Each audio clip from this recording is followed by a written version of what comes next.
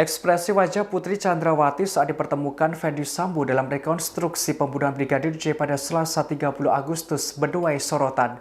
Terlihat ia tertunduk seakan mengalami tekanan dan takut salah memperagakan adegan. Dikutip dari Tribunnews.com, ahli forensik emosi Handoko Gani memberikan penjelasan. Sebagaimana yang ditayangkan, Putri dan Sambo memperagakan adegan saat duduk di sofa putih. Saat itu mereka dipertemukan di lantai 3 rumah pribadinya di Jalan Saguling Duren 3, Jakarta Selatan.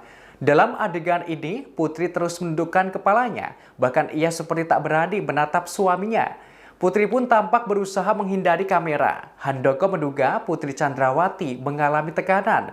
Ia menjelaskan seolah-olah Putri takut salah saat melakukan rekonstruksi.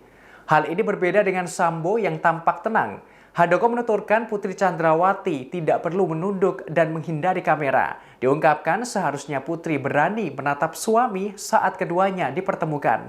Terlebih keduanya baru saja merayakan hari ulang tahun pernikahannya sebelum terjadi pembunuhan. Handoko beranggapan tampaknya masih ada hal yang masih ditutupi dari tersangka Sambo dan Putri selama proses rekonstruksi. Seperti diketahui dalam adegan ini, Sambo dan Putri duduk berdampingan. Hingga ada momen Sambo nampak menarik Putri dan memeluknya. Belum diketahui secara pasti apakah pelukan itu masuk dalam adegan rekonstruksi atau tindakan spontan.